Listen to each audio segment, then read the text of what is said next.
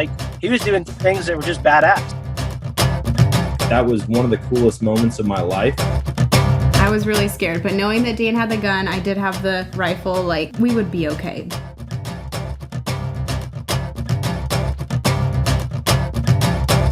All right, guys, welcome to today's show. And on the show with me today, I've got Tilly Castwell, and she reached out on social media probably like a month and a half ago. And I just now today, in rereading the answers to her questions, realized that's not even her real name. And so I introduced myself. I'm like, hey, how's it going? And then she's like, I brought that up right away, and she was like, yeah, it's not. Most people know me by that, though. So that's what we're going with. So welcome to the show, Tilly. Hi, thanks. Most people do call me Tilly. Nickname I've had for, God, over 15 years. And I'd say most of my friends call me Tilly. Only close family still call me Kelly. Okay. That's good. I mean, I don't have, like I said, I don't really have a nickname now other than the Nomadic Outdoorsman. That's kind of like more of a brand. I'm not like out in the woods and people are like, hey, Nomadic Outdoorsman. It's like, I hey, would Dan. totally do that. Deal. Well, we'll have to go hunt sometime, and then you can just yell like, hey, Nomadic Outdoorsman, it's Tilly. I got a deer down. Yes. Well, hey, I want to start out by giving you a chance just to share a little bit about yourself with the viewers and the listeners. Today's my birthday. Happy birthday. That's you. awesome. I'm 38 years old today. I do not feel 38. And I would say my interest into jumping onto the podcast with you is because I've taken part in the outdoor activities and outdoor hobbies for a long time, specifically walleye fishing. And I added hunting to kind of my plate, I guess you'd say, in 2019. And as I've grown as a hunter, I end up finding more and more people like you and taking part in, I'd say that's one of my favorite parts too, is it's a community. Yeah. And now I'm a part of this whole other community that I wasn't before. Yeah, it's a really cool community too. Like, you see a lot of division on social media if you just get on a random Facebook page and say like, hey, I like to shoot a 6.5 Creedmoor, and people will tell you you're the worst person ever, right? But then if you actually like talk to people in person, if you have like one-on-one communication with them, everyone's super cool, and nobody actually cares what gun you shoot, what type of broadhead you use. It's not a big deal. It's a supportive. I definitely feel like, if I needed help with something, I feel like there's no shortage of me being able to just put a question out there and ask. It doesn't matter what the question is. And I feel like I'm surrounded by people who are supportive and encouraging for me to get up and get out there and keep doing the thing that I'm doing. Yeah. But yeah, so I'm 38 today. Cheers, my coffee. Cheers. This is water. I only started hunting in 2019 was my first year. And so since 2019, I've managed to shoot a buck. That's Brutus back there. Nice. A buck, a doe, and an antelope on my birthday. This exact same day, 1 year ago, I took a solo camping hunting trip down to the Badlands of North Dakota, and I shot a freaking antelope. That is so awesome. I kind of wish I had your like just drive, like, yeah, you know what? I'm just gonna go do it. Me, I'm like, hey, does anybody want to hunt today? No. Yeah, I kind of want to sleep in. Okay, we'll see you tomorrow. No way. Get up and go. Get up and go. So yeah, my birthday, still pretty new to hunting. So I'm in it for the learning. I live in North Dakota, born and raised. I did not grow up hunting though. I didn't add hunting as even like an interest, something I was interested in until a few years ago. Okay. That's why I'm just learning, and I just started bow hunting too. So that's like a whole other. Yeah, that's a whole different ball game from rifle hunting. I mean, it's not even the same at all. It's probably as close as like fishing is. to hunting, you know? That's my it's my style of hunting though. So it's definitely a natural transition for me, myself. Yeah. I like sitting there. And waiting, and the tracking part, and the patience factor. Yep. What was And it to me, that it's a whole got you other thrill. into hunting? Like what, because you've been a kind of a tournament walleye fisher, diehard walleye fisher for a while, but what piqued your interest in 2019 that was like, hey, I'm going to do this? You know, it was, I was dating a guy. He's still a very good friend of mine now. I was dating a guy at the end of 2018, and he's diehard hunter. I mean, that's his life revolves around it. Yeah. And he had invited me to come along on a hunt and just to sit with him, right? And I very specifically remember one moment sitting there. I was like sitting there with my cup of hot coffee and just sipping my coffee. I was like, whatever's happening, you know? And here he was like perched up next to a tree, and his uncles were like pushing the deer towards us from down in the river, right? Yeah. And next thing I know, there were these two does just running right towards us, and they stopped like feet from me, dead eye contact. And I just remember sitting there with my hot coffee, just like, and all of a sudden I was like, I'm staring at this animal face to face, just like, oh my God, I want to shoot it. I instantly like felt this thing where I was like, my heart stopped. I quit breathing. That adrenaline just like took over my entire body. And I just remember there was that one moment where I was like, oh my God, I want to do this. Yeah. Like, I want to do this. And then that was it for me. That was like the day the fire got lit. That was it. And I went and signed up for hunter safety, and that was it. That's awesome. Is it all like general tags, or I mean, I know you'd mentioned there's draw tags, but can you get any over the counter tags, or did you have to figure out that whole system when you started as well? Well, so there's, landowners can get their own tags for your land. You can get a gratis tag. So you can shoot a deer on your property every year, no questions asked. So you can get a gratis tag. Then there's the lottery that you send in, and then you have odds of drawing. Like your first choice is always probably going to be buck, Yep. Or there's some people who are like, I just need meat in the freezer. I don't care about a rack on the wall. I don't need a trophy. I just need meat in the freezer. So some people will send in for just a doe tag. And then, so the state is divided up into different zones. I think there's probably about 30 of them, 30, 40, maybe not that many, maybe between like 20 and 30 different zones, different parts of the state. And then, so it's the lottery system, but your bow tag is an over the counter. Oh, cool. So rifle is the draw. And then there's, the antelope tag. So they have different zones for that. And then there's the once in a lifetime. In North Dakota, it's once in a lifetime for moose, bighorn sheep, and elk. Sweet. You get one your whole life. That's it. So that's one that you send in for every year, and you don't know which year is going to be your year. That's it. Are there like mountains in North Dakota on the west side, or where do they have bighorn sheep? If you're going to talk to people from Montana or California, no, they're not mountains, but we call them mountains here because we're out on the prairie. So anything with a slight elevation to it, we're just like, yeah, it's mountains. That's awesome.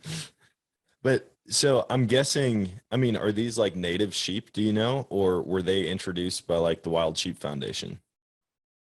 Oh, I have no idea with the bighorn sheep thing. Yeah. I think it's a native thing because of the Badlands. Oh, okay, cool.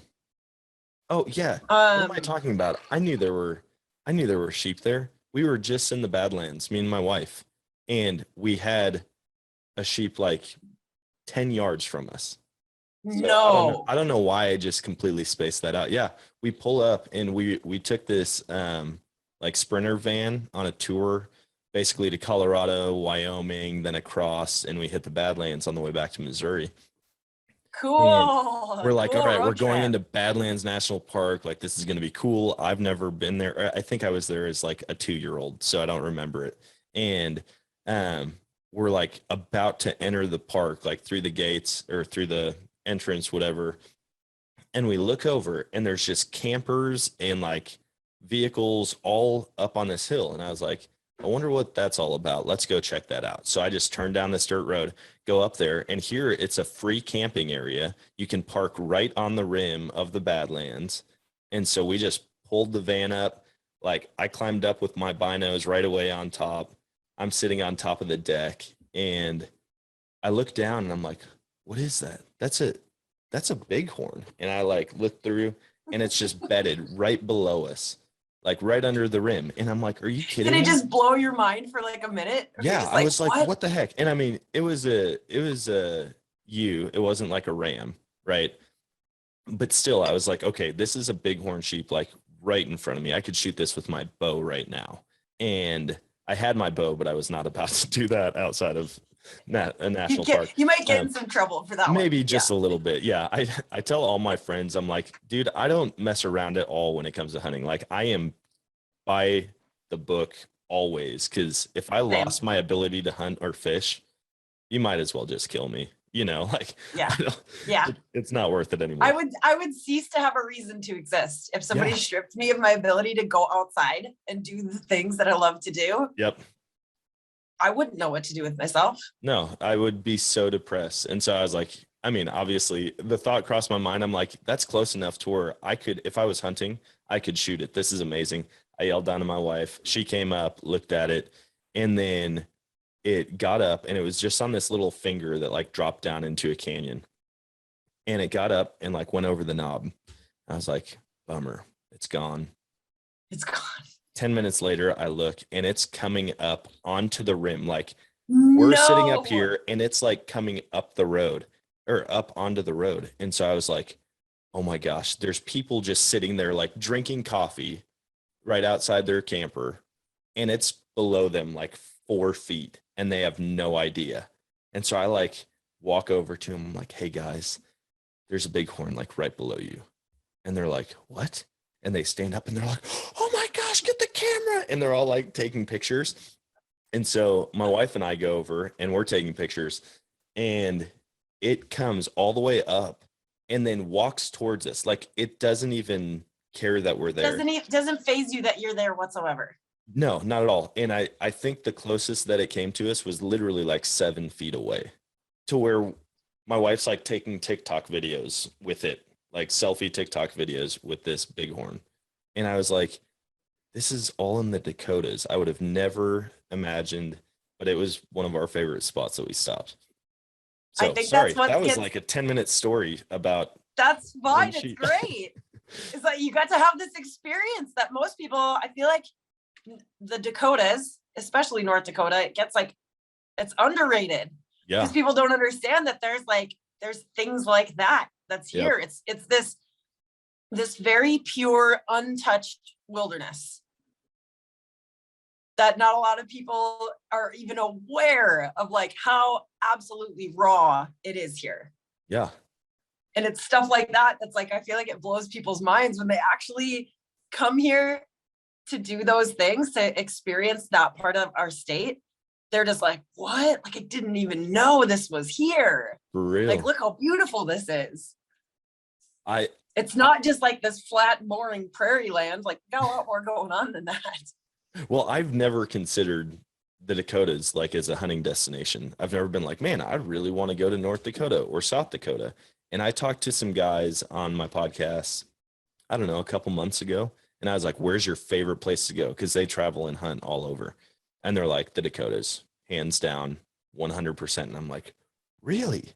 And they're like, dude, you can hunt everything. Like, you can hunt waterfowl, pheasants, coyote, deer, like all in one day if you wanted to. And I was like, that sounds like heaven on earth. Maybe I need to check that out. That's what I did this past weekend. I try to do it. The last few years, I've tried to plan like with my birthday.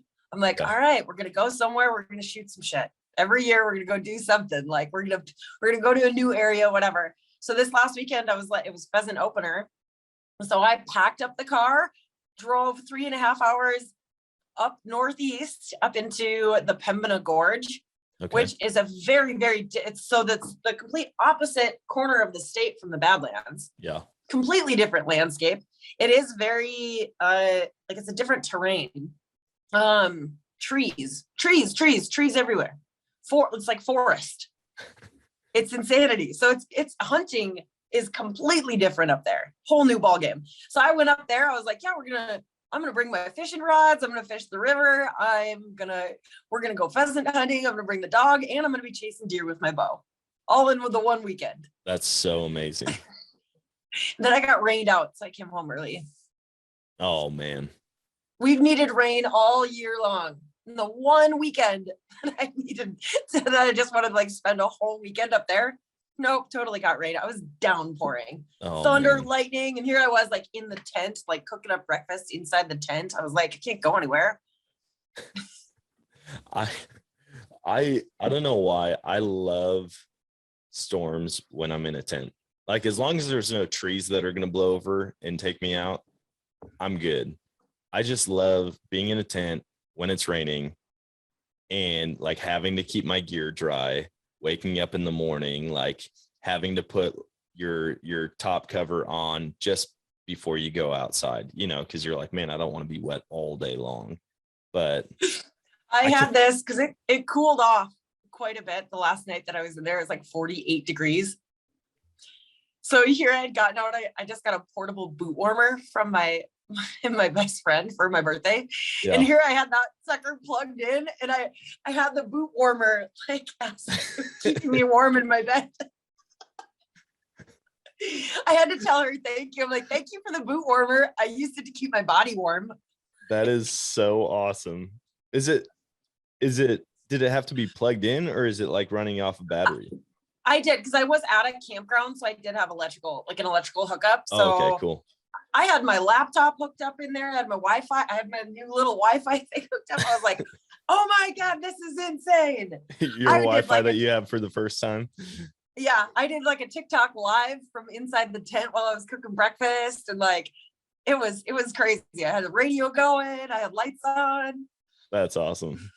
So when you go and hunt, do you typically just do that? Like go find a campground, stay at the campground, and then go out and hunt? Or are you camping off grid? I mean, I love that idea, but last year when I went to the Badlands, I wanted to camp, but I didn't feel comfortable just out in the boonies by myself. Yeah. Like, I don't know, single white female out in the Badlands on a weird gravel road in a little SUV, you know. I was like, yeah, this might not be like the safest choice that I ever made. Yeah. So I ended up staying in a really, really cheesy, cheap hotel room instead, because you know that's safer. Yeah, that's way better. And it was like just a flashback to like the 60s, like the patterned carpet and the comforter on the bed, everything. I think that like the shower and the toilet and the sink were all like that yellow color. Oh man. Was, yeah, don't bring a black light with you in that room. It was the time where I made sure, like I brought in my sleeping bag and put that on top of the comforter on top of the bed, and I still slept inside my sleeping bag. But hey, it was a place, I think I paid like 40 or 50 bucks a night for it. And I was like, hey, it's literally like, I'm not spending a whole lot of time in here. This is just a place to sleep, to make sure I get good sleep, and I can take a hot shower. That's all that this is for. And so that was it. But I mean, I only started, that was my first one where I was like, okay, am I really doing this? I'm going to travel across the state all by myself to go hunting. And that was, I think, the first time that I had maybe shown myself or proved to myself that I was capable of such things. I was like, oh my God, okay, well, that wasn't bad. Okay, so I can do this. And so now only in the last year has it become like a thing where I'm like, okay, I'm just going to pack up and go wherever the hell I want then. That's awesome. Now it's a thing. Check it out. I pitch this to everybody now. You need to get a van, like a Sprinter van, and convert it, put a bed in it. We just went out to Colorado and we flipped one with a team of 7 people in 5 days for a competition. And it was amazing. And I'm like, I need one of these. I really want one to go hunting, like maybe put like a Yeah. deck storage deal in the back of it. So you open the back doors, you can pull it out. You've got your guns, your bow, whatever, and just have it totally tricked out for hunting. Yeah. That, and then you don't have to get like mugged on a dirt road, and you don't have to go to a crackhead hotel. You know, like you could just be safe in your van the whole time. Well, I mean, I feel semi-safe in my car at least because I lock it, Yeah. but I'm inside. Because I sleep in my car when I go camping, like down at the lake and stuff. Like I go on little fishing adventures all the time. I'll just go pull up to anywhere, any random road, and I set up the back of my car to sleep in it. Just me and the dog. Yeah. And that's why like most of my stuff is in totes. So that way I can pull the totes out. Those can sit outside in the elements. That's fine. And then it's just me and the dog in the back of the car. But I can lock it from the inside. So that way it's like nobody could actually get in the car. Yeah.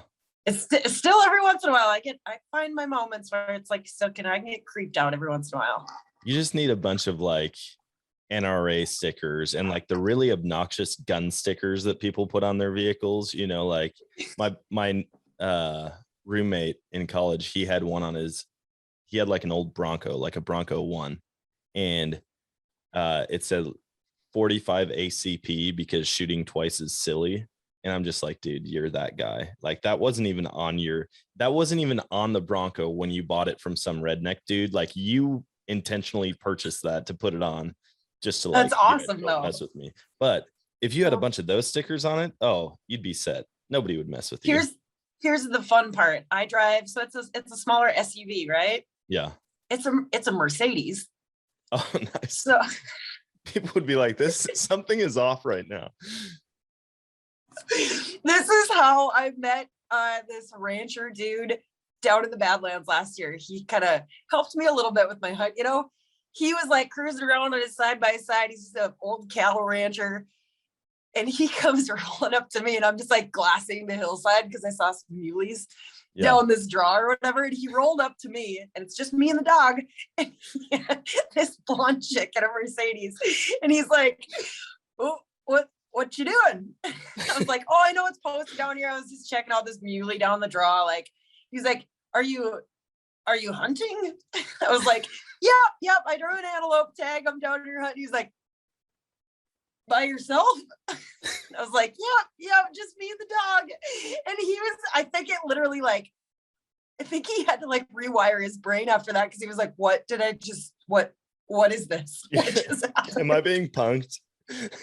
He was like, well, it's not every day I run into chick in a Mercedes down here just hunting antelope all by herself. As you're saying that, I like just busted up laughing because I'm imagining watching this all play out. Like some guy's just out minding his own business, checking for loose cattle, and all of a sudden it's like what is, probably thinking he's like coming up on a crime scene or something, you know, like somebody abandoned their vehicle out there, like trying to hide their tracks. And you're just like, nope, just me and the dog antelope hunting in my Mercedes. Please tell me when you shoot things, you like throw it on the hood of your Mercedes. No, it's not on the hood, but I do load it into the back of the car. Like I keep my sled back there, and you have no idea. So I've put 3 full-size dead animals in the back of my car. And every time that I do it, I'm like, God, I hope somebody's watching me with like their binos from a distance, just being like, what is this chick doing? Yep.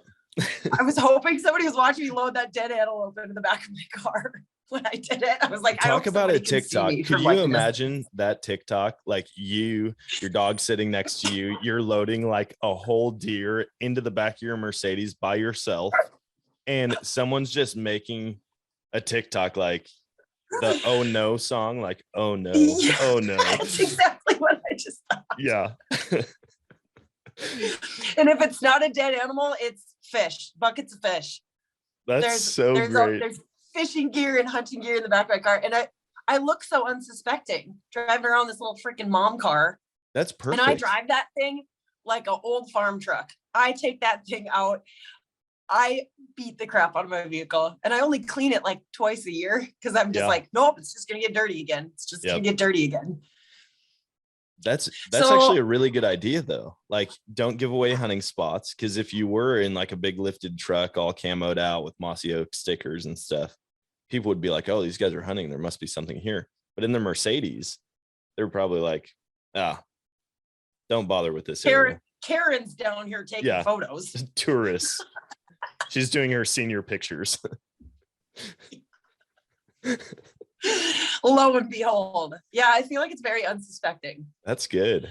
I get a strange look every once in a while when I'm driving around my camo and I got my orange on, and there's the North Dakota wave from the steering wheel is always the two fingers, right? Like, hey, what's up, right? Yeah. And every once in a while I get somebody who just like, they'll turn their head, just like, did they really? What? That's so. Was that a chick in a Mercedes decked out in hunting gear? Like, what just happened? I love it. I think it's so good. You know what? I've just gotten away with it for so long that now it's like a comfort thing. Yeah. I'm like, I'm just comfortable living out of the BENZ. Yeah. Living out of the BENZ. Do you have a name for your car? The BENZ. BENZ. That's just all that I've ever called it. Yeah. Nice. And I had, before that one, I had a Toyota Sequoia. Yep. And I traded that bad boy in. It had seating for 8. And I was like, it's just me. I don't need seating for 8. Like, the thing was an absolute gas hog. But it was awesome because of how big it was on the inside. And it had a roll down back window on it. Yep. My kayaks fit inside the car. That's so cool. So I could just roll down the window, shove the kayak in, roll up the window, and hit the road. Like, there was no loading and unloading of the kayak. We've looked at those Sequoias before and we really wanted one. I just got a Tundra and I freaking love it. I just wish it was like the model with the full roll down back window. I just have like the little manual slider, but that Sequoia was my favorite car that I've ever owned.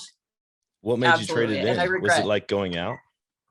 It was that it was like just a gas hog. I was getting maybe like 11 miles to the gallon. And for my job, I feel I'm going to like 3 or 4 different locations every day. Yeah. So I was like zipping around. It's not a zippy car for zipping around town. Yeah. Like, that thing is meant for like road trips. It's a road trip car. Yeah. But it just got too expensive to maintain. And I was like, yeah, she's done. And then all that little stuff started to go wrong. Like all just the little chintzy stuff. Mm-hmm. Like the back hatch wasn't working right. And then this door, and it always made a weird noise here. And the tires were bad. And I'm like, you turn your turn signal on, the windshield wipers go as well. Yeah. Yeah. I usually buy vehicles right at the moment every little thing starts going wrong. We joke about it all the time. I'm like, if we ever bought like a new vehicle, we wouldn't even know what to do with it. Like, if it doesn't make a goofy noise, if it doesn't sound like a marching band, like all throughout your drive, it's just not for us. I've had pretty good luck with the BENZ for a while. I haven't had anything major go wrong with it yet. However, here's the second part. There's no place to get anything fixed here. So like the closest place is Fargo. It's like 5-hour drive from here, or Minneapolis, which is 8 hours. Otherwise, nobody here will work on. They'll do the little stuff, like oil changes, or if I have something go wrong with like the body or my tires or something. Yep. I can get that little stuff done. But if something major were to go wrong with like my tranny or my engine, like, I'd be absolutely screwed. Yeah. Dang, that's a bummer. Yeah. Oh well. Well, I'm just gonna drive that thing till I'm gonna drive it like a Jeep, just like I have been. I'm gonna drive it into the ground till it just dies one day. Yeah.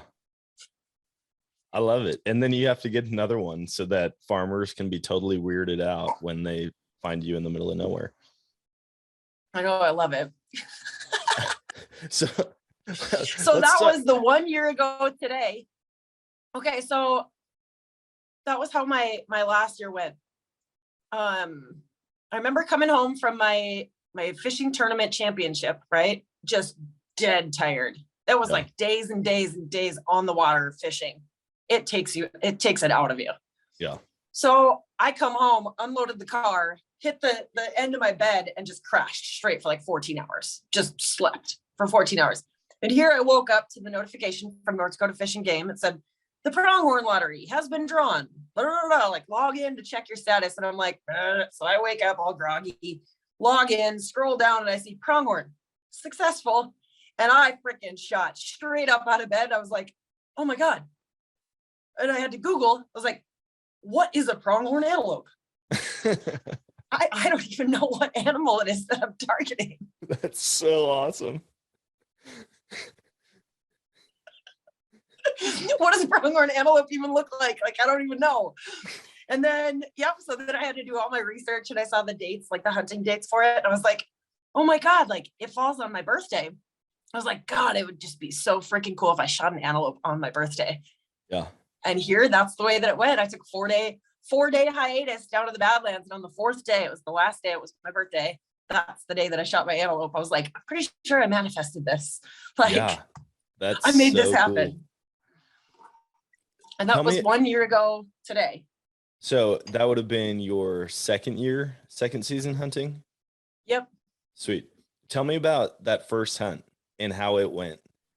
Brutus? Yeah, Brutus. I want to hear the full story, how it all played out. Did you get stopped by any hillbillies out in the country as you're hunting Brutus? No, I did call though, people who call landowners to ask permission to hunt on their land, right? Yeah. So the land that I was kind of scouting, I remember I had called, that was the first and only phone call I had ever made, right? And I was so nervous. And this chick answered the phone. And because of Onyx, I knew her name already, right? So I'm like, hey, is this Barbara? Whatever. And she goes, yeah, who's this? Like she was already mad that somebody was calling the house phone, whatever. And I was like, hi, my name's Tilly, and I'm just beginning hunting, and I'm just calling to see if you guys would allow access for me to hunt on your property. She's like, no, absolutely not. My husband and my son are both hunters, and they haven't shot their deer yet, so we're not letting anybody on. And I was like, oh okay. Like she was mad that I called her. I was like, when I got off the phone with her, I was like, okay, that's enough of that. Like, let's just go find some plots land. Let's go find some public land. I'm not making that phone call again. It just made me 10 times more nervous to call anybody else. Yeah. And so here I was hunting on this WPA, which is Waterfowl Production Area. Yep. Which is open to hunting. And I still didn't really know what I was doing. And I still felt really uncomfortable. I'm like, I don't know what I'm doing. I don't know if I'm supposed to be here. I don't know if I'm doing the right thing. I was so nervous. And the more days that I kept going in and doing the same thing, like going in, tracking, sitting, the more comfortable I got. Every single day that I was going, I was like, yeah, okay. Yeah. My intuition is telling me I'm doing all the right things. I'm doing the right thing. And then a couple days in is when, I started seeing the does come in and out. And this was like the rut had just started up. So those bucks started the bucks had started like moving in and out. So then I'm tracking their feeding times and which trails they're coming in and out on, where they're bedding down. And I started just paying attention to all that. I'm like, okay, so if they're bedding down here and they're coming through on those trails at this time, then I need to make sure that I get there at this time so that I can get like comfortable in my little homemade little ground blind that I made out of I gathered tree twigs and branches and just made sure that I had enough cover. I didn't know anything about, using wind to my advantage. I didn't know anything about, I think I had one article of camo clothing. That was it. I had one jacket. That's it. And I knew nothing about smell or any of that stuff. I had no clue what I was doing. But once I started paying attention, I'm like, okay. And then those does were coming in a little closer. I'm like, okay, I don't think that they know that I'm here. I think I'm doing this. I think I'm doing it right. Yeah. And then I saw that one buck. I saw him at probably about 350 yards on the other side of this, of the property next to the WPA, right? And so I was like, that's the one that I want. I don't want any other deer. That's the one. And so here I was waiting. And I saw him come through close to me twice, but it was after shooting hours.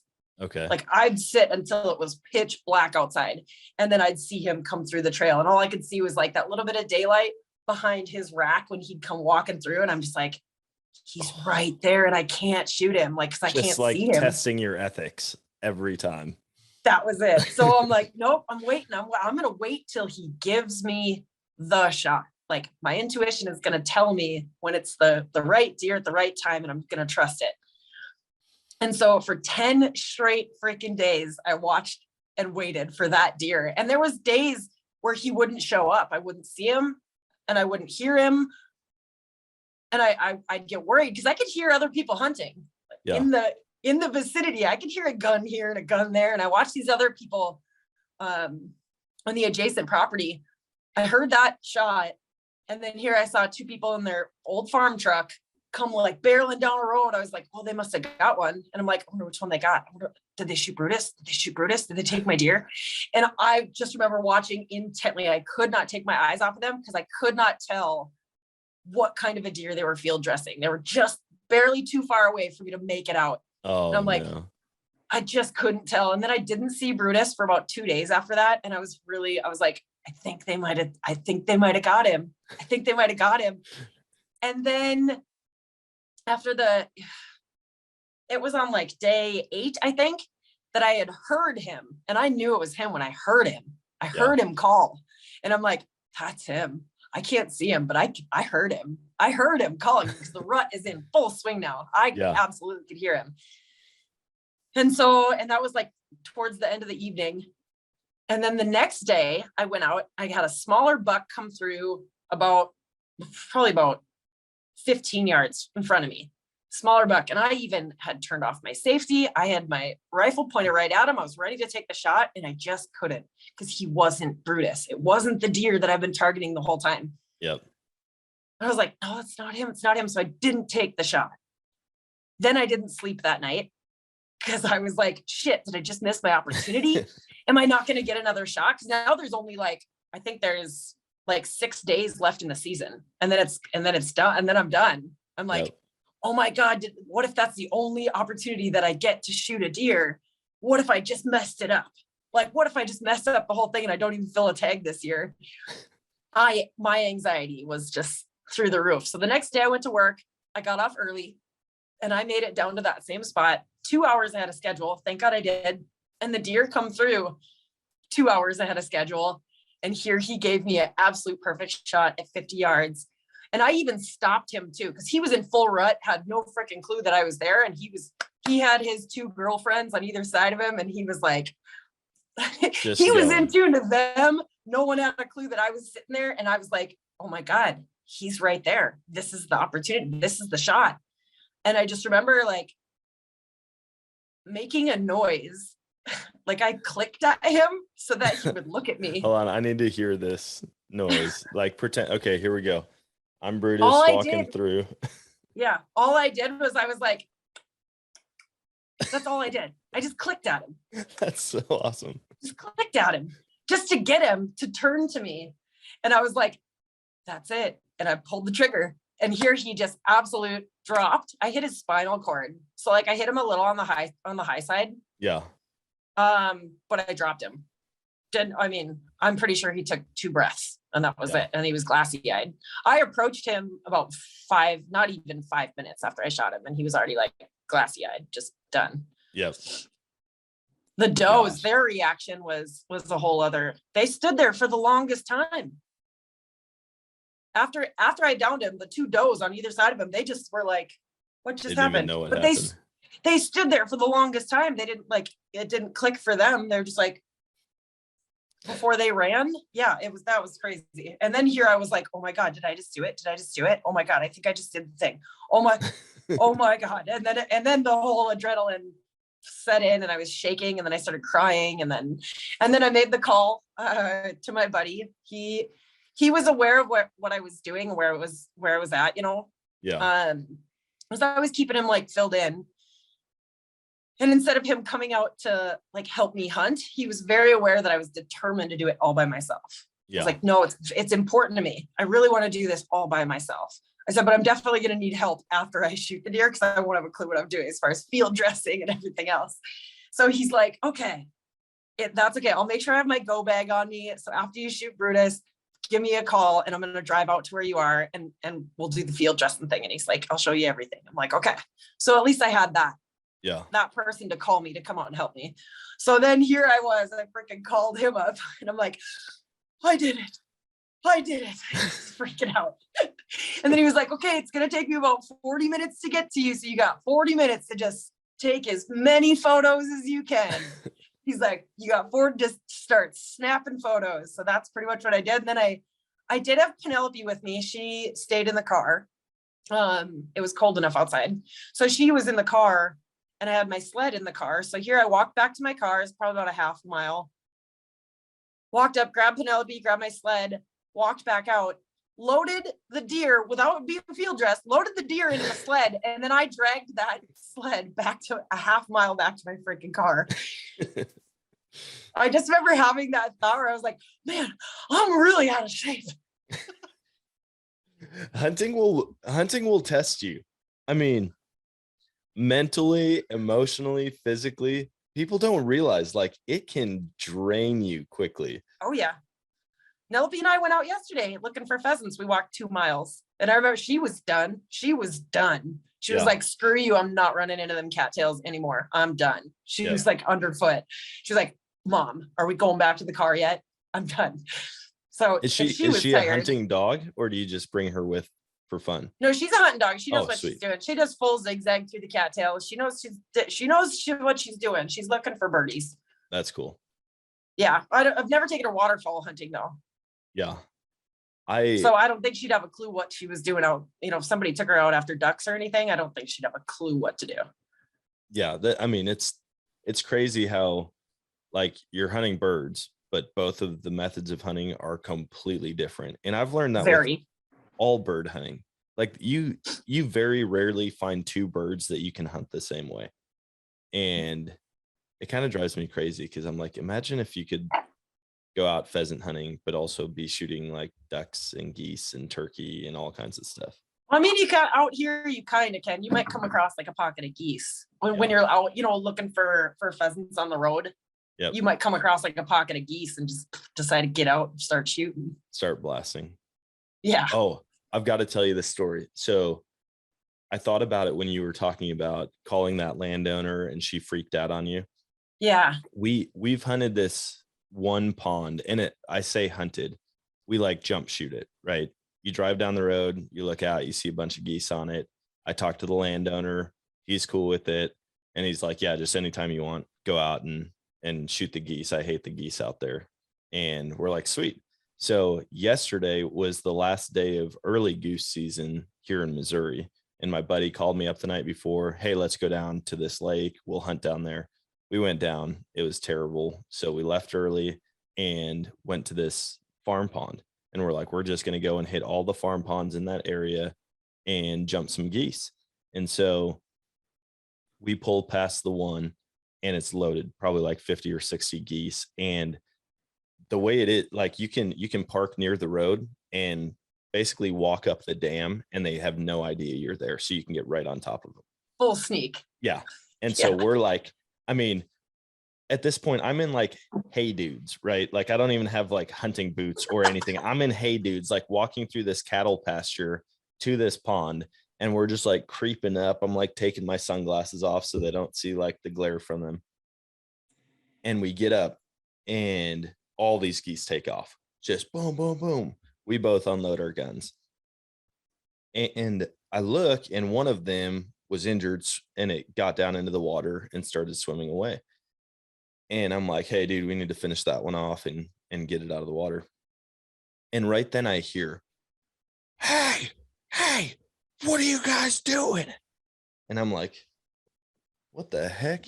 And I look up and across the road, there's another house up on the hill. And this lady is losing her mind. What are you guys doing out there? And I'm like, we're goose hunting. And she's like, what are you doing out there? And I'm like, we're goose hunting. And I like walk up to the road because I'm like, I'm just going to go and talk to her. I'm typically a pretty calm person, like until a certain point. And she just comes out. She walks across the road and she's freaking out. She's like, who told you could hunt here? And I told her the landowner's name and then his son and grandson. I talk to all 3 of them all the time because they run cattle on a lot of the property I hunt. And she's like, well, that's my dad, and I don't care what he says, you can't hunt here. And I'm like, oh, okay. Hold on. Yeah, it's like her dad's land. She also lives on a house on another chunk of land that he owns. And I'm just like, okay, well, yeah, I talked to him. He said it was cool. It doesn't matter what he says or what my brother says. You're not allowed to be out here. And I'm just like, you know what? We're just going to grab our stuff and head out. Like, Yeah. we got these birds to pick up. And she goes, my husband's coming out. He'll be out here in a minute with a gun, and you better be gone. And I'm just like, holy cow, like, this is crazy. And I'm like, listen, like I said, we didn't mean to cause any problems. There's obviously there's a misunderstanding between you and your father. Yeah. And well, she's just like, I told her, I was like, we've done this for years. Like, we hunt here every year. It's never been an issue. She's like, well, those are my geese, and I look at them every day, and you can't be shooting them. And I'm just like, oh my goodness. Like, at this point, I'm just like, I just want to curl up in a ball and like teleport somewhere else. Like, I don't want to deal with this. We were super pumped. We finally got a couple geese, and she's losing her mind. And then all of a sudden her husband comes out, and he's just like arms out. I mean, like probably 60 years old, like comes strutting at me. Oh my And I'm just like, God. oh gosh, here we go. Like, I don't want to fight you, man, but I really love fighting. And so I don't want to fight over this, but I like to fight for fun. And I'm just like, dude, just everybody calm down. Like, I told you we're leaving. And he's like, you can't be shooting them off the water. And I was like, well, first of all, we did let them get up off the water. And the one that you saw, because I mean, like, they came out yelling right as my buddy like finished one off on the water. And so he's just thinking we're like just blasting them as they're, sleeping. And Yeah. I'm just like, that's not, I said it was injured. We had to finish it off anyways. And she's like, get out of here. Get out of here. I'm like, well, okay, whatever. He just asked me a question. We're leaving. And so Yeah. then we go down and we're picking up the geese, picking up our shells. And here's one that I shot, and it landed in the field. And I thought they were all dead. Like, I tried to put them out of their misery quickly. And this one like ran down to the water and is swimming. So I'm like, great. Now we have to do another finishing shot Oh after my they God. already came out. And so I'm like, dude, where'd that goose go? And he's like, it went around those trees. And so we walk over there, and it's on the bank. And I'm like, okay, sweet. I'm going to try to like scare it up more onto the bank, and then we can just go grab it so we don't have to shoot again, cause more drama. And as soon as I take one step, it like takes off out in the water. And I was like, oh, well, we just have to shoot it now. Like, that's the right thing to do.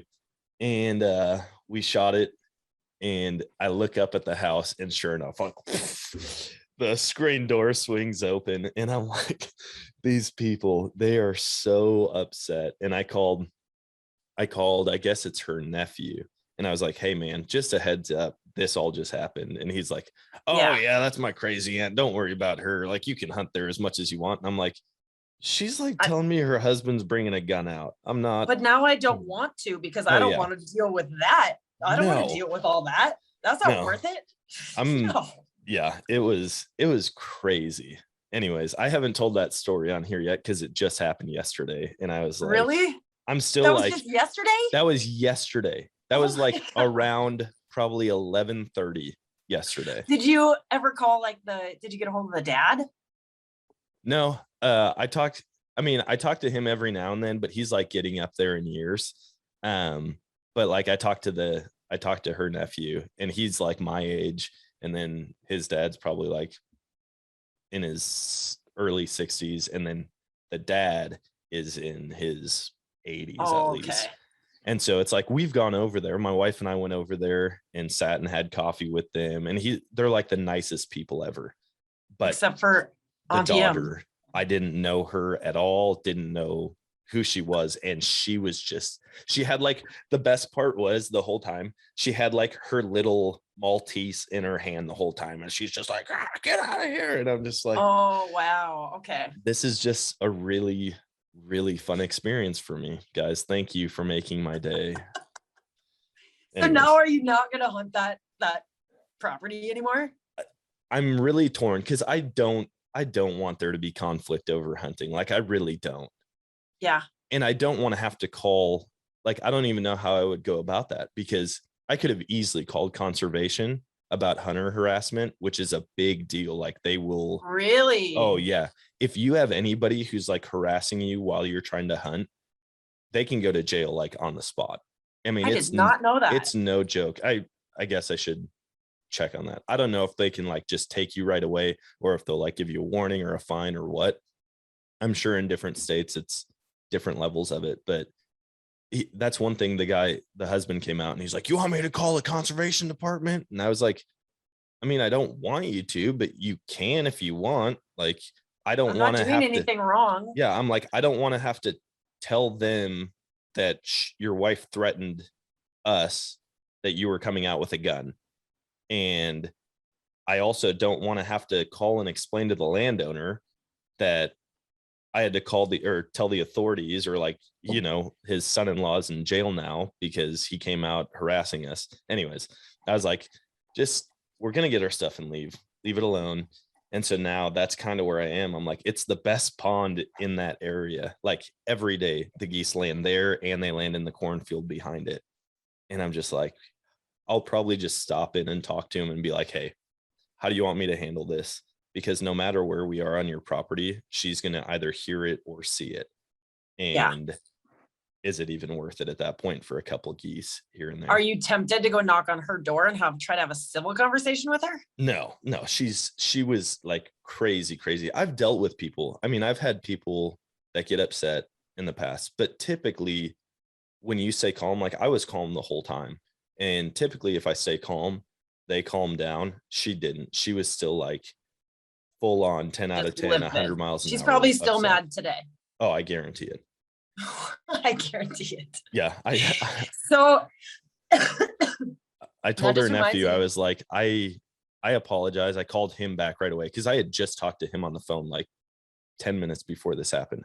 I called him back. He's like, "Hey, what's up?" I was like, "Just a heads up. There was an issue with your aunt and uncle," and he just started laughing. And I was like, "Oh, thanks for that, man." Like, I'm over here like shaking because I'm so like upset, but also trying to keep my cool. And he's just like, "Oh yeah, that's just my aunt. She's crazy." And I was like, "Okay, good to know. Thank you. Should have told me that before I went and blasted all these birds." Yeah. So. Well, that sucks. Sorry. Oh, that's all right. It's a good story. I was pumped about sharing it on the podcast. I was telling my wife and she's like, "Oh, you have to tell that. You have to tell that." And I was like, "Yeah, "Oh, I will." Great story. It's fresh. Story. It's very fresh. So here's mine from just like a couple weeks ago. So this is my second year bow hunting. So I'm still really new to the whole thing. Yep. Last year, one of my clients, I run a cleaning company. Okay. So I clean houses for a living. One of my clients is up north of town. He's a farmer. And when I told him that I had started bow hunting, he was like, "Oh, I have some property that I'm farming." He's like, I think you'd like it. You know, if you want to go check it out, let me know if you want to hunt it." He's like, "I think you could go hunt this piece of property and go take a look at it. Let me know if you want me to post it up just for you." And I'm like, okay. So I take the drive at the end of my day, I took a drive and I was like, this property is prime. Like there's a old creek bed that runs through the bottom. And then up on that top of the hillside is just these rows and rows of evergreens. Right. And I'm like, when I went up walking up there, all I could see was like rub lines and I could just see deer tracks everywhere. And in particular, one giant freaking jackrabbit, which I'm going to freaking get him one day because I feel like he is like taunting me. I love that you went from like so pumped about a hunting property to just like this jackrabbit. I made eye contact with him once and I was just like,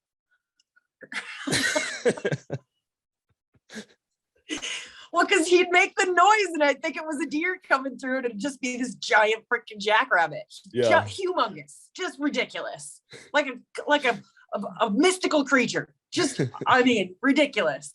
So I go check out that property. This was last year. So I go check out the property and I'm like, this is awesome. This is prime property. So I go tell him, I'm like, "Yeah, post it up." So now this is my property to hunt, right? Yeah. So I'm up there last year and I got my trail cam set up and I was just starting to hone in. It took me about 8 weeks. I was honing in on this one really, really nice 4x4. It's a really nice buck, about the same size as him, maybe even just a little bit bigger. Yeah. And I was getting really excited because I started like tracking, what trails he was coming in and what time he was coming in at. And the one morning I went and sat up at the edge of those freaking evergreens.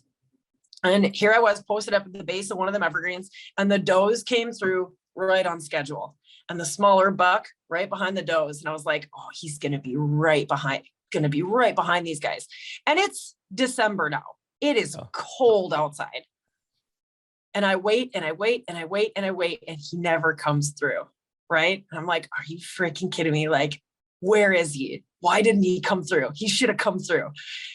At some point, I can't feel my fingers and my toes anymore. So I pack up. It's about 9:30 in the morning.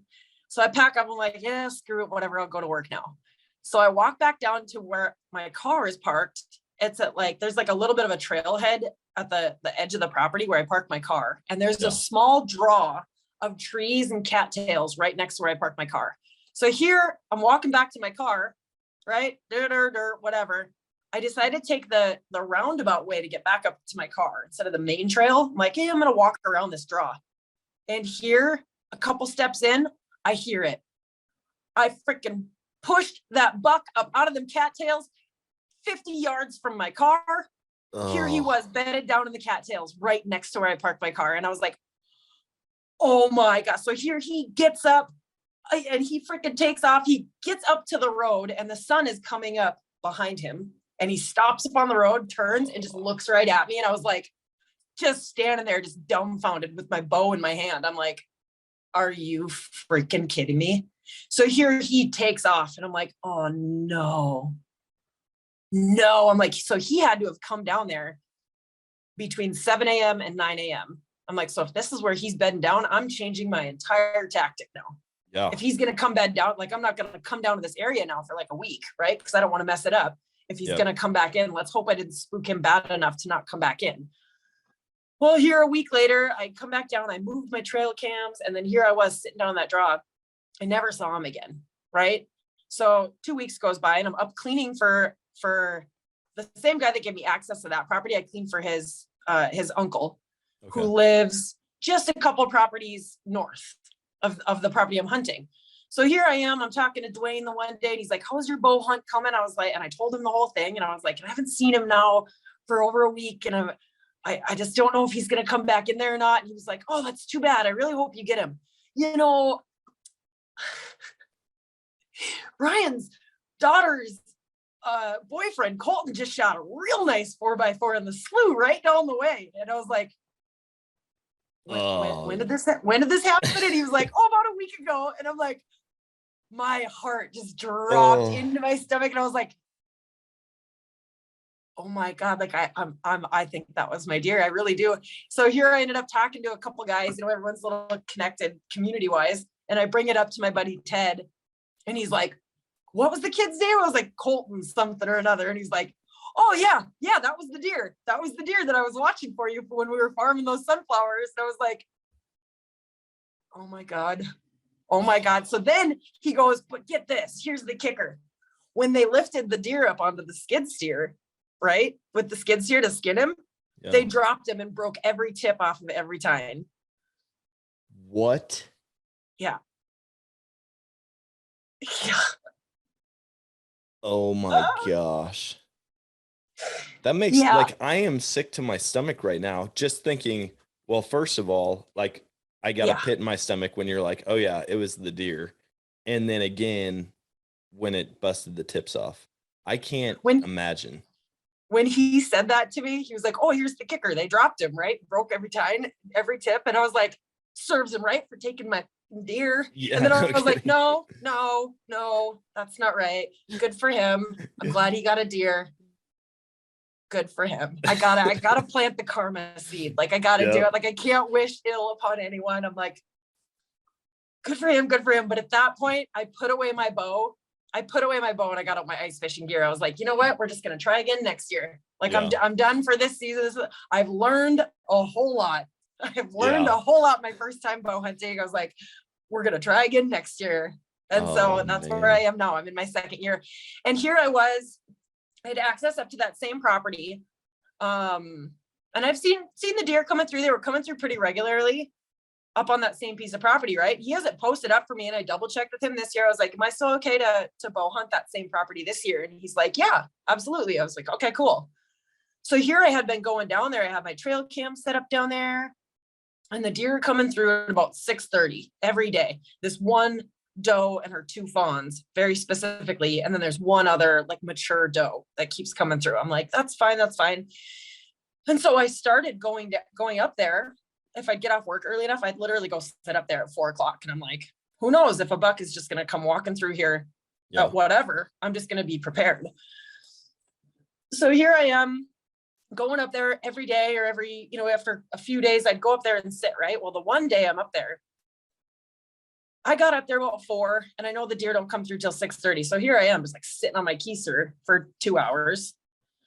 And I'm like, messing around, just playing around on my phone, whatever. And then it's about that 6 o'clock mark. So then I got my binos out. I'm kind of glassing, just seeing what's going on in the area. And here I end up looking over to my left, and I see a dude and his son setting up a blind like 80 yards from me, setting up a deer blind, like right next to the road, the gravel road that comes in. And I'm like,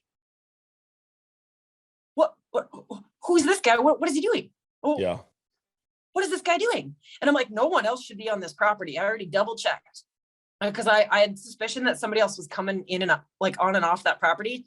Mm-hmm. And I called him and I was like, is anybody else supposed to be on here? I don't want to have conflict, and run into the wrong person, whatever. And he's like, nope, you should be the only one coming and going on that property. I was like, okay, I just want to make sure that if I have to stand up for myself, or if I run into somebody else, I want to be very clear that I can like make that statement. Yeah. Like, you're not supposed to be on here.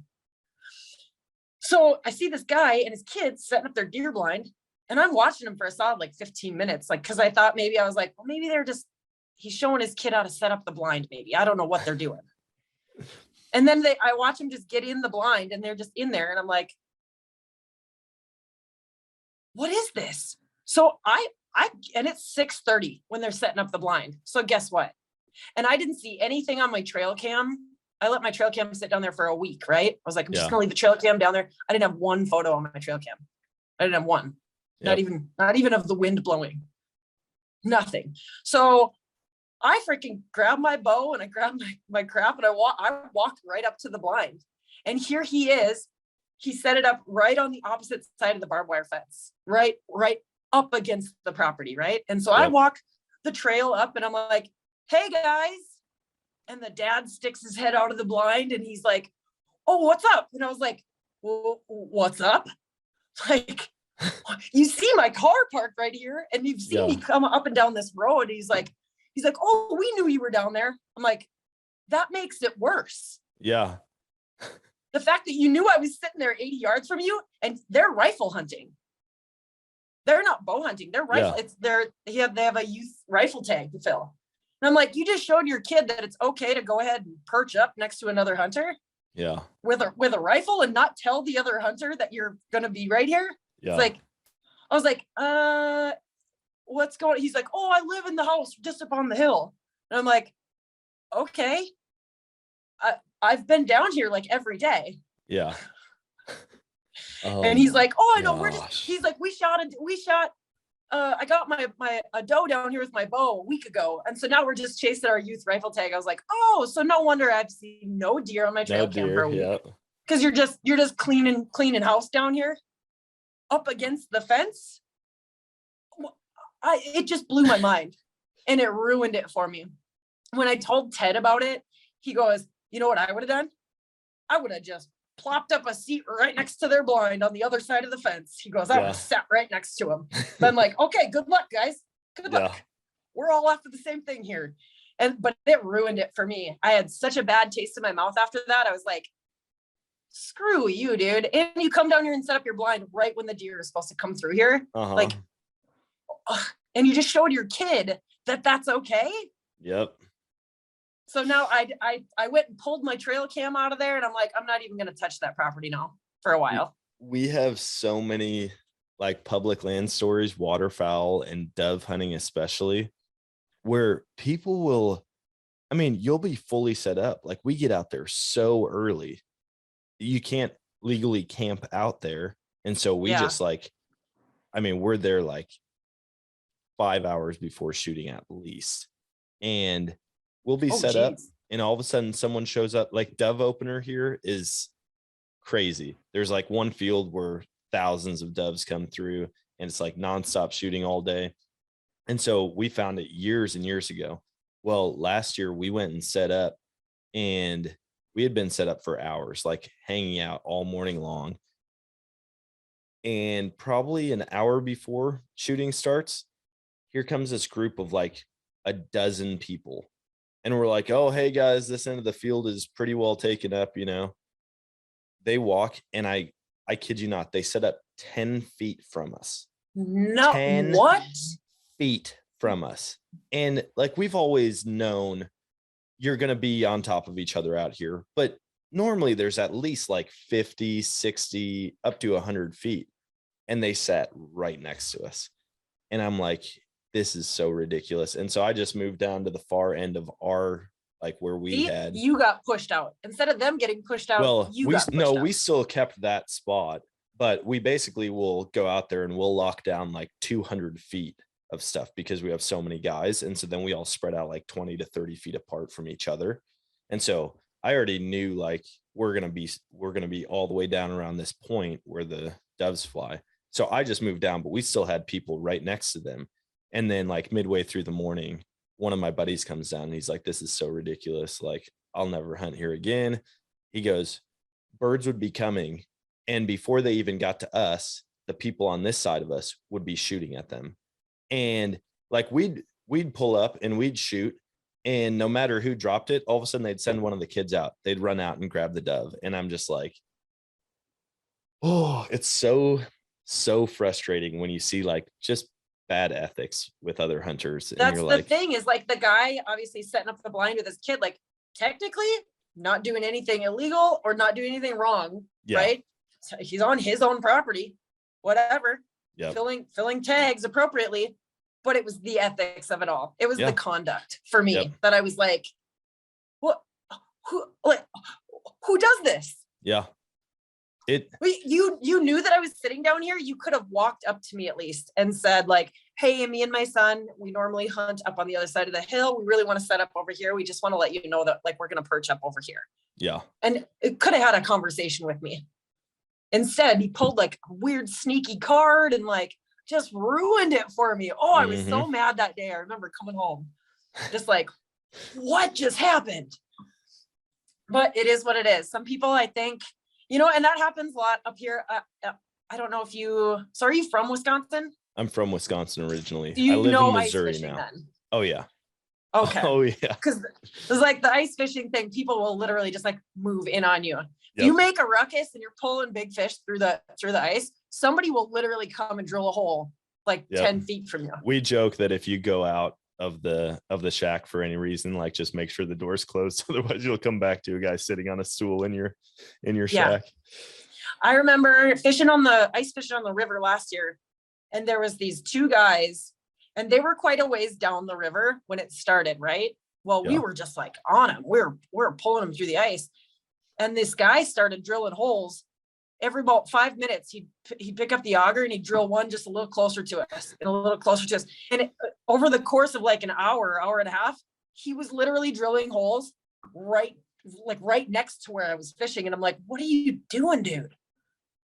Not cool. No, not cool. People I figured you probably get into a lot of that. I mean, with sport, like doing tournament fishing, because I mean, you know how it goes. Like there's just certain spots of lakes or rivers where the fish are. And then there's spots where they're not going to be. And, you know, you're not going to waste your time there. But like I've seen it with tournaments, people fishing, even just when we go out fishing, boats will just pull up like 50 feet. Oh, yeah. And I'm like, there's nobody else out here. You could literally fish any other spot. Nope. But you probably saw us pull in that last fish. And you're like, oh, there must be fish over there. We're going to go over there. It drives me crazy. Well, that's during tournament fishing. Like you'll see some of the bigger deals, the bigger deal fishermen. If they get on a point, right, you'll see all of a sudden they'll stack up. There will be like 3-4 boats like fishing off that same point. They'll all be like anchored down, either pulling jigging wraps or pitching jigs, and like they're all hitting the same spot. That would drive me bonkers. Oh yeah. I just don't like seeing people, period. Like if I'm out hunting or fishing, I would love to never see another person. I love that other people are enjoying it, but I'm just like, when I'm out there, I don't want to see sign of human life.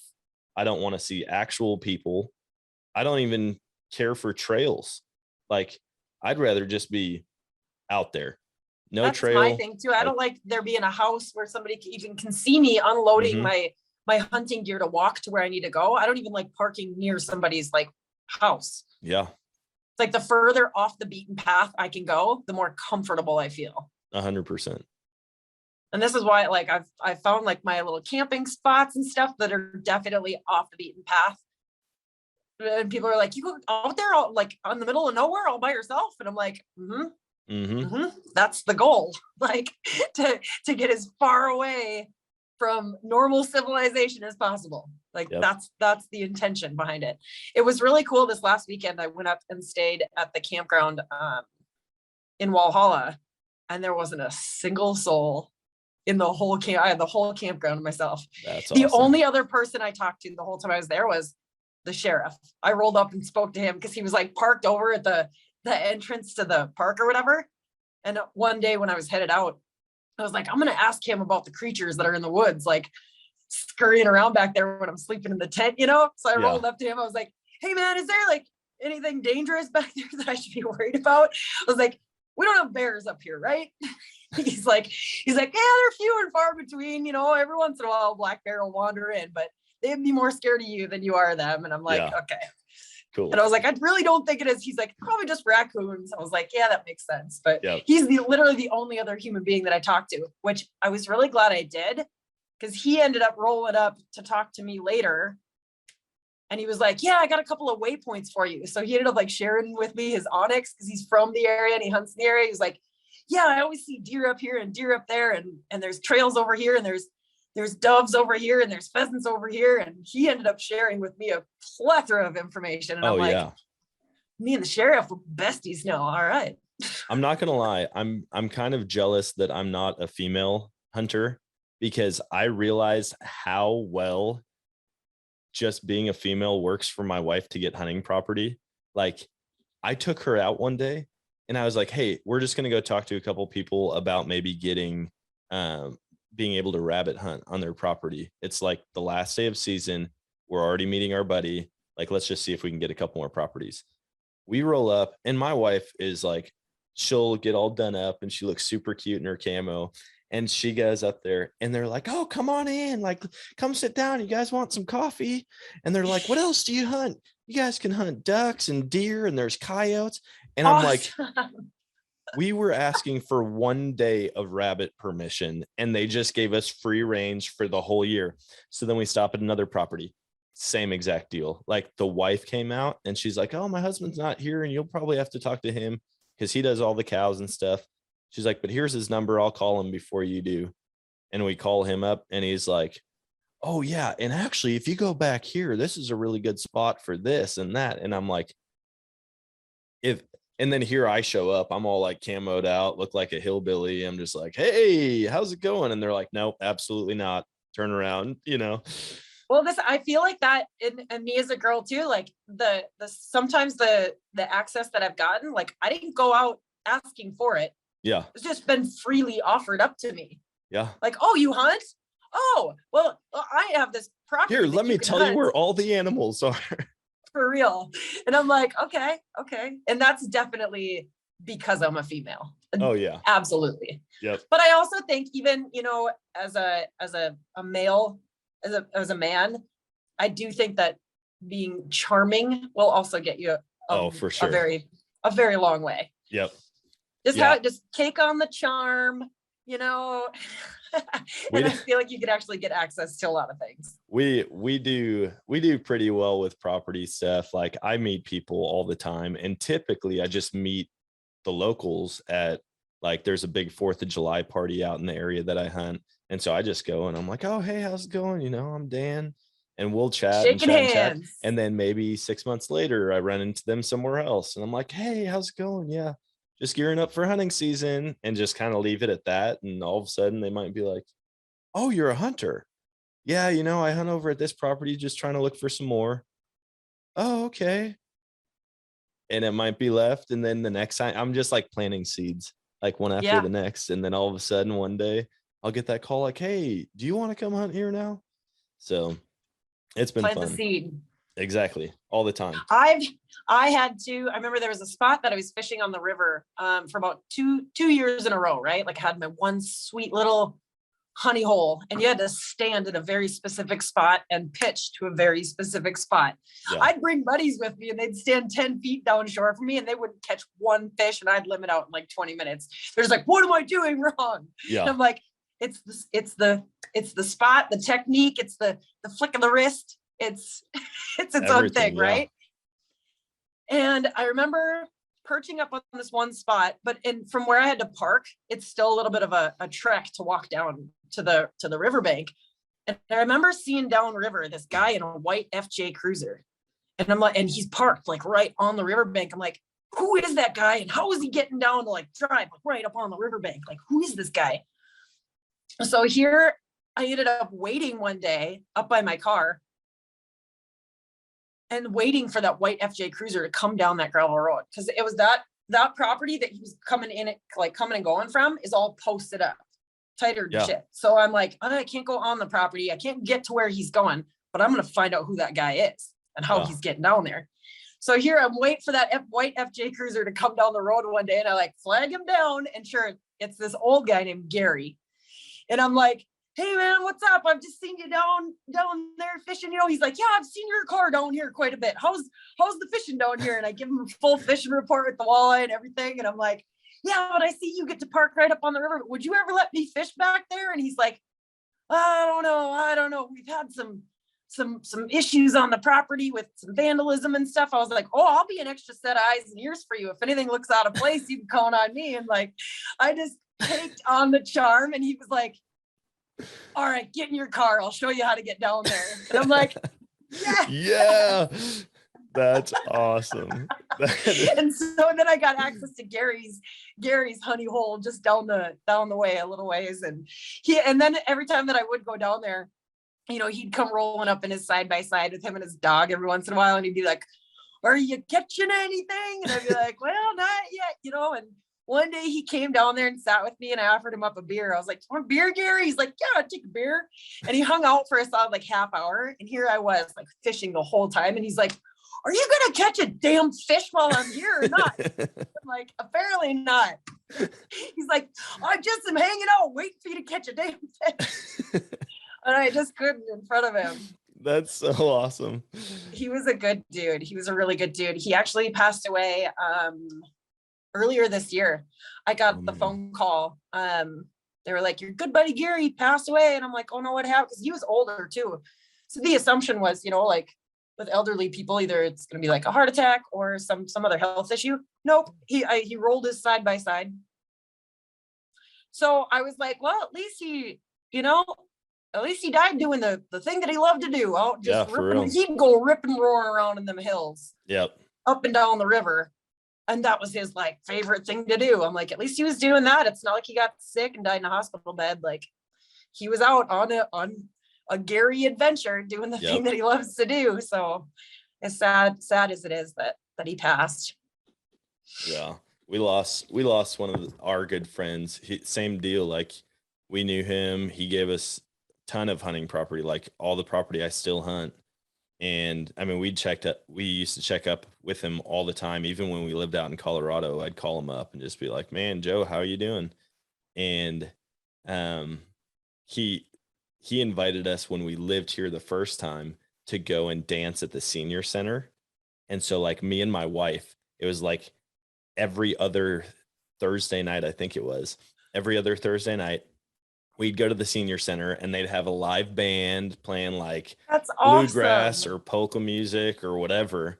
and we just go out and dance, and all the ladies would come over and grab me and take me on the floor. And I'm like, I don't know how they're moving like this. I have no rhythm at all, like none. My wife is a phenomenal dancer, and I'm like out there like, holy cow, my legs are burning. Like these ladies are just going after it.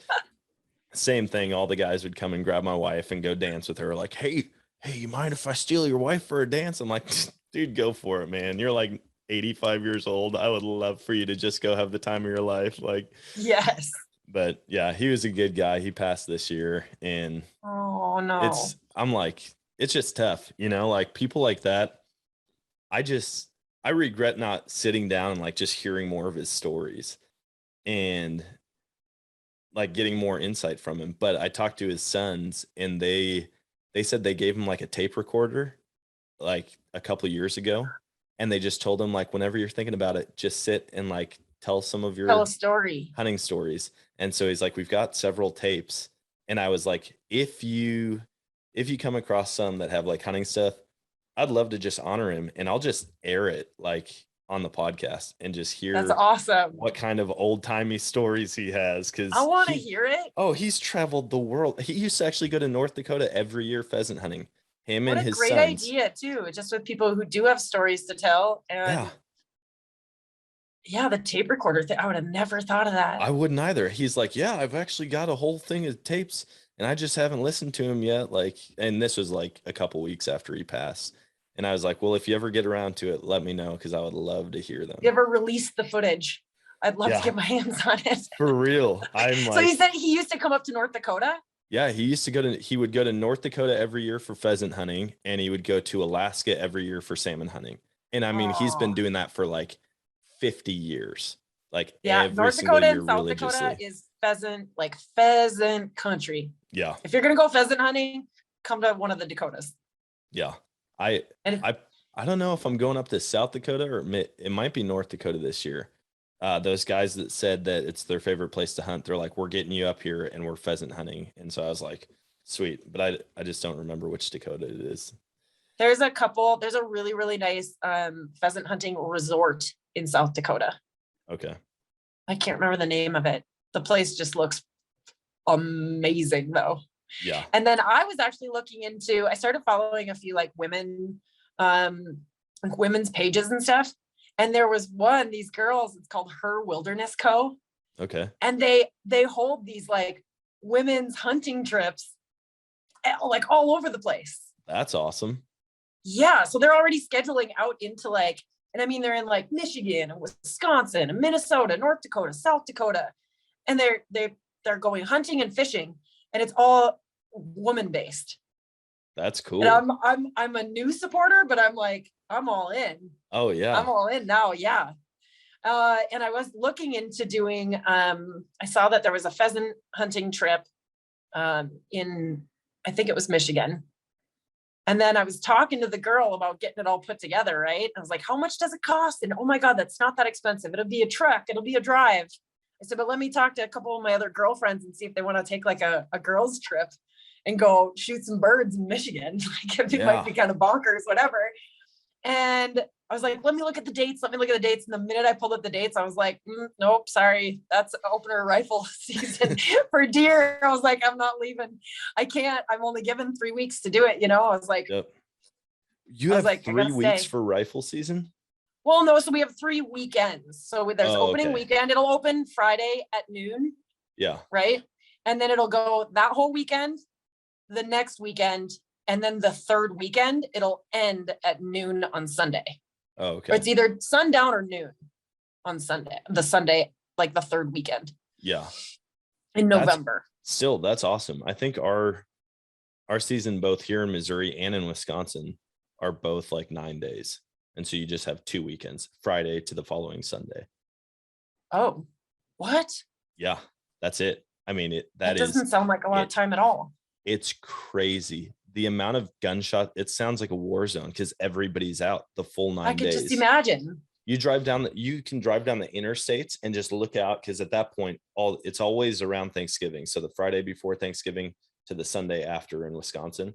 And you can be driving down the interstate, any country road, no matter where you are, all the leaves are off the trees, and you just look, and it's just like orange, orange, orange, orange, orange, orange everywhere. They say Oh there's my like God. Yeah, it's a free for all. there's like 600,000 hunters in the woods during rifle season in All Wisconsin. trying to fill a tag in 9 days. Yeah. And then I get a call like last year. My buddy messaged me and he's like, dude, are you coming up? And I really was planning on it, but it didn't work out. And so he's like, can I still go out there and hunt? And I'm like, talk to the rest of my family, talk to the landowner, see if it's cool. And I get a message from him opening day, and it's like, dude, I just shot 3 deer in 5 seconds. And I'm like, wait, what? And then all of a sudden it's like, never mind, I just shot a 4th. And I'm like, you are gonna get kicked out of there so How fast. does that Like, happen? I hear people come on my TikToks and stuff and tell me like, oh, we could just shoot like deer after deer after deer. And I'm like, well, there's like not... unlimited doe tags. And so some years the extra doe tags are only $3 and you can get as many as you want. Like even this year, I went on and I went to buy my archery tag and I was just in a hurry. It was like the night before going out and I accidentally clicked on the rifle. And so I purchased like 3 doe rifle tags. And then I was like, I can't believe I just did that. Went right back on and purchased 3 archery tags. So now I've got 6 doe tags and 2 buck tags for Missouri. Better start shopping for a new freezer. I know. I won't shoot that many. I just got 3 because I was like, we can easily go through 3 or 4 deer a year. But I just like to have extras because there's some of my buddies that don't end up shooting one. And so then I'll shoot one for them. Like the property I live on, I could walk down the driveway with my bow and before I make it to the mailbox, probably shoot a doe. Like they're just everywhere. This year, this is like what I've been kind of tossing up with my bow this year because I have a buck tag this year for my rifle. I was lucky enough, so I have yet to not draw a tag. Send some of that luck my way. First year buck tag, last year doe tag, this year I drew buck tag again. And I have buddies who are just like, what? I've been waiting for a tag for 6 years. And I'm like, hey man, you gotta be willing to travel. Like I sent in for a different zone each time. Well, yeah, you're doing your homework. Like you're just finding out. Knowing that my odds are better for drawing out of this zone or that zone. The cool part is that it's any antlered tag, so I can shoot a muley or a whitetail. Nice. But so that kind of gave me this conundrum with my bow tag this year where I was like, I kind of don't necessarily need to go target 2 trophies. Yeah. You know what I mean? I'm like, I'm going to get a buck with my rifle. I mean, need is a strong word. But I'm like, I just think that it would be such a feat for me to say that my first archery deer was a really nice whitetail buck. Like that's just something that I would feel a lot of pride in doing and accomplishing. Yeah. So to me, that's like the extra challenge of it. There's already a couple times where I could have taken down a doe. So it was like right in front of me. And I'm like, it's not the one. Like I said, my instinct, I just follow it. Yeah. And I'm like, it's not the one. This isn't the moment. And that's not the deer. That's not the one. So I'm like, yeah, but if it comes down to the end of the season, I probably will just take a doe just to have that experience and say like, okay, yes, I have shot a deer with my bow. And now I can build off of just that single experience. Yep. As cool as it would be. But that was my conundrum where I'm like, I don't really know what I'm going to target with my bow now after I got kicked out of that area up north. And now North Dakota got hit really, really hard with the EHD. Oh no. The blue tongue. It has swept through the state and it has targeted whitetail bucks very specifically. Mm-hmm.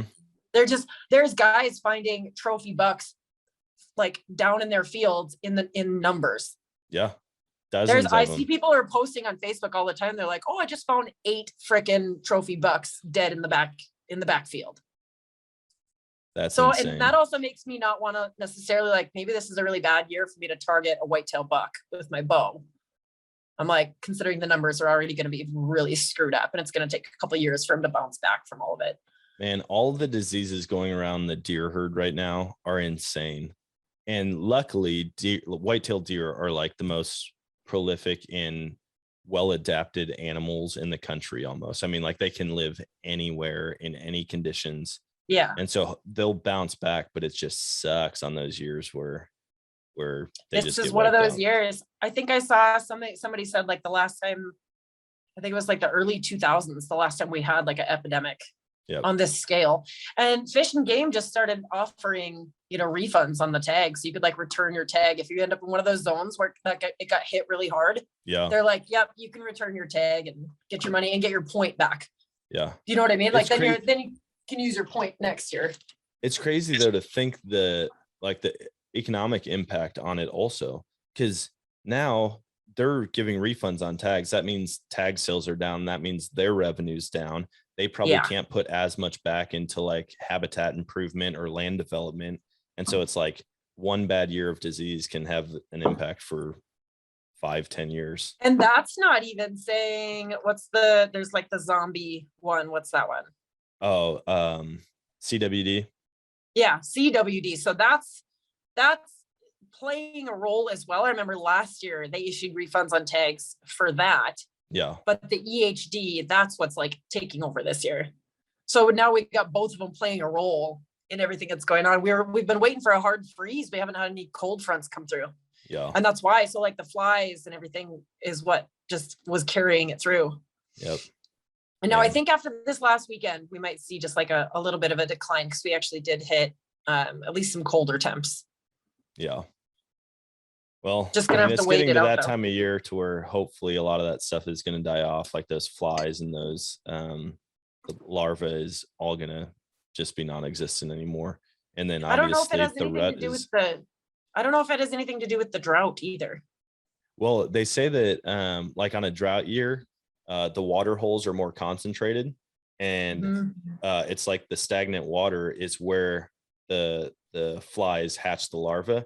And so that's how they come in contact with it. So on dry years, it's always way worse than on a super wet year because the water is more dispersed. Yeah. Where like everything is dry up here. Everything. Scary. We've been on a fire ban the whole summer. Oh, dang.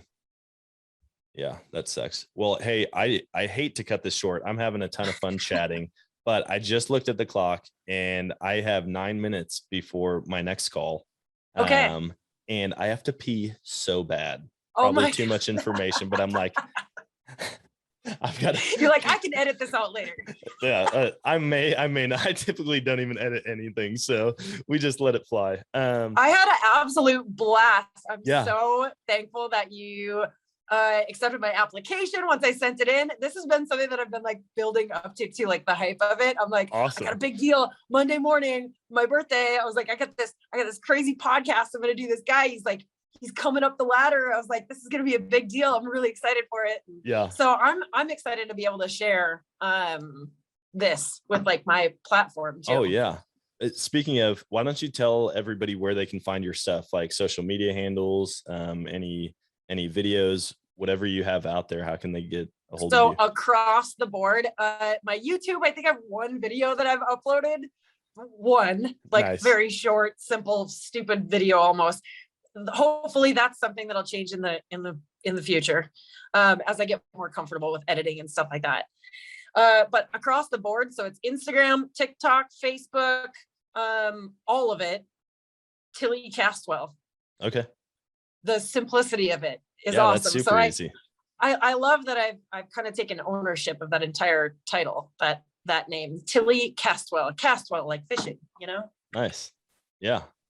That's so awesome. Well, it really has been fun chatting, and I'm going to give you the final word. I call this episode Emptying the Chamber.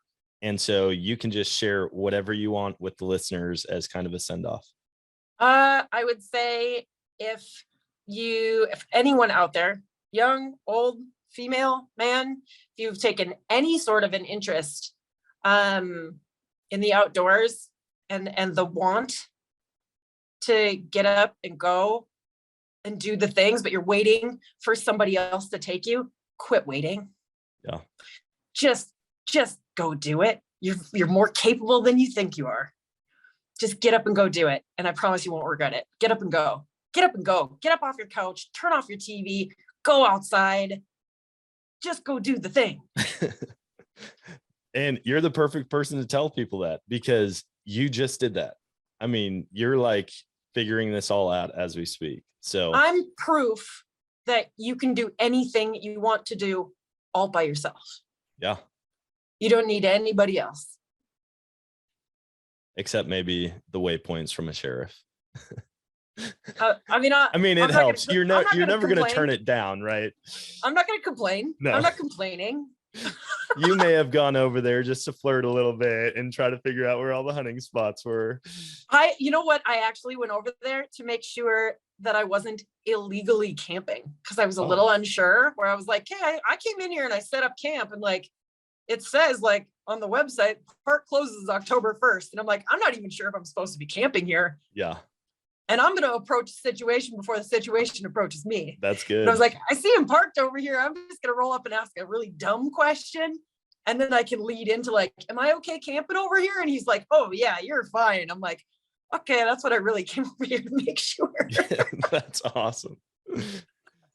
Good for you though. Like, yeah, it probably would have been a little bit worse if he had to come find you and be like, hey, you can't realize be here. You're the only person here. Oh, I had no idea. I'm sure he was like, chicken and Mercedes. What is she doing? Chicken and Mercedes. It's just everywhere you go. That chicken, the Mercedes. Oh yeah. I know her. Hunting in the BENZ. Yep. Hunting in the BENZ. So good. Well, hey, seriously, thank you. It was a ton of fun, and we're going to have to catch up later this season, find out how the season goes for you. Absolutely. And share some more stories, but wish me luck. I'll wish you luck too on all of your endeavors, and congrats on the podcast. Just kind of take it off. And I had an absolute blast. Thank you for the opportunity. Yeah, absolutely. Thank you. And happy birthday. Thank you. Yeah. Thank you. It's going to be a great day. Absolutely.